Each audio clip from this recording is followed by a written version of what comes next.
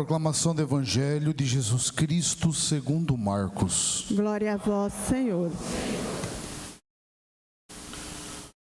Naquele tempo, Jesus chamou os 12 e começou a enviá-los 2 a 2, dando-lhes poder sobre os espíritos impuros. Recomendou-lhes que não levassem nada para o caminho, a não ser um cajado, nem pão, nem sacola, nem dinheiro na cintura.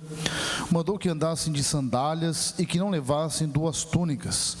E Jesus disse ainda: quando entrardes numa casa, ficai ali até a vossa partida. Se em algum lugar não vos receberem, nem quiserem vos escutar, quando sairdes, sacudi a poeira dos pés como testemunho contra eles. Então os 12 partiram e pregavam que todos se convertessem, expulsavam muitos demônios e curavam inúmeros doentes, ungindo-os com óleo. Palavra da salvação. Glória a vós, Senhor. Hoje também celebramos a memória de uma mártir antiquíssima, Santa Águida, que doou sua vida por amor a Cristo, levou até as últimas consequências a palavra do Senhor sobre a vida dela.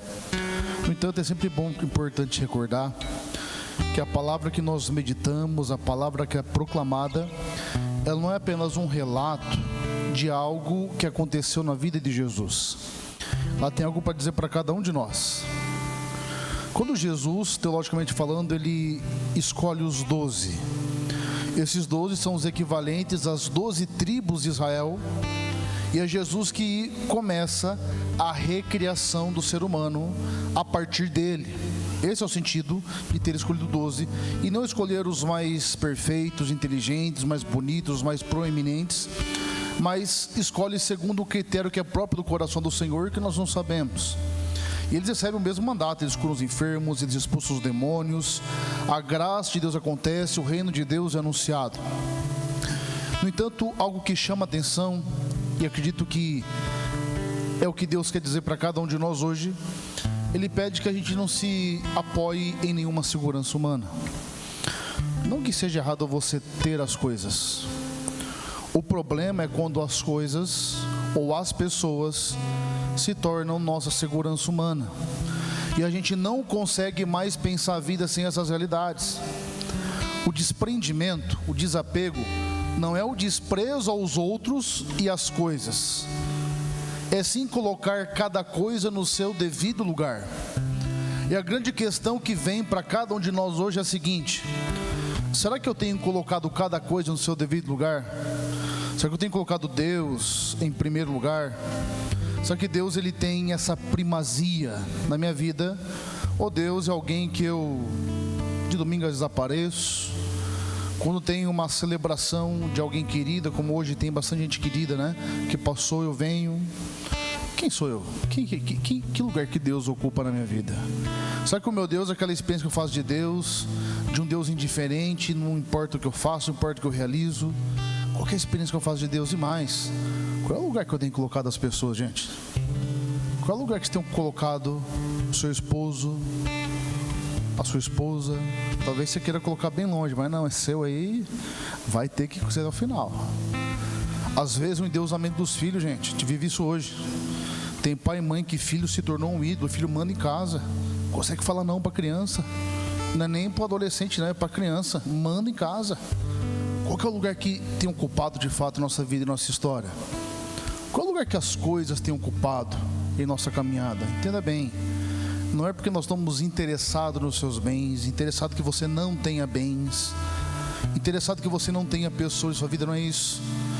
Todo mundo, toda coisa que nós colocamos no lugar que só é de Deus, uma hora vai dar problema. É por isso que essa visita do coração hoje ela é importante, gente. Importante visitar o nosso coração e perguntar de fato quem tem sido o primeiro e como eu tenho celebrado essa primazia em todas as coisas. Dizer que Deus é o primeiro não é uma afirmação meramente teórica. Ela tem que estar envolta nas minhas decisões, escolhas, posicionamentos. Ele tem que ser o primeiro. E quando Ele é o primeiro, todo o resto vai para o seu devido lugar. Eu sei que hoje nós temos muitas pessoas com saudade aqui, quando passa um ente querido. E o luto, ele tem esse tempo, não é verdade? A pessoa passa, a gente não se acostuma, parece que não aconteceu, não é verdade? Fica aquela sensação de, será mesmo? Aí depois de um tempo vem um certo sentimento de revolta. Mas por que aconteceu isso aí? E a pessoa normalmente se revolta com Deus e consigo. Mas eu podia ter feito mais. Mas eu devia ter cuidado mais. Quantas vezes eu não ouvi nos atendimentos: Padre, mas se eu tivesse 15 minutos antes, talvez seria diferente. E a gente fica nesse sentimento, né? Até que chega o momento da aceitação, nós vamos entendendo que o aceitar não é dizer que você concordou que a pessoa foi, mas é o que tem que ter acontecido mesmo. Mas é um processo. Então, você que está aqui hoje celebrando o sétimo dia dos seus entes queridos, não fica triste. E se for o dia de chorar, pode chorar, não tem problema nenhum. Guarda a saudade dos bons momentos. Não pare muito na tristeza da separação. A saudade é a presença da ausência, mas é uma presença que foi cultivada em nosso coração. E o melhor jeito de nós cultivarmos, de fato, a existência de alguém e a recordação dos momentos, dos bons momentos, da boa convivência, dos ensinamentos, porque herança é aquilo que se deixa para os outros, mas o legado é o que deixa nos outros, e esse legado a gente não pode esquecer. Esse legado não pode passar despercebido. Conversava hoje com uma pessoa, como que às vezes as pessoas passam e nós não ligamos mais, é verdade, o ser humano descarta. Não, pelo contrário. Na sua casa, na sua família, tenha sempre uma fotografia, um momento, a recordação, aquilo que ficou, porque a pessoa permanece e se eterniza nesses momentos. Feche seus olhos, baixa sua cabeça. Peça ao Senhor essa graça.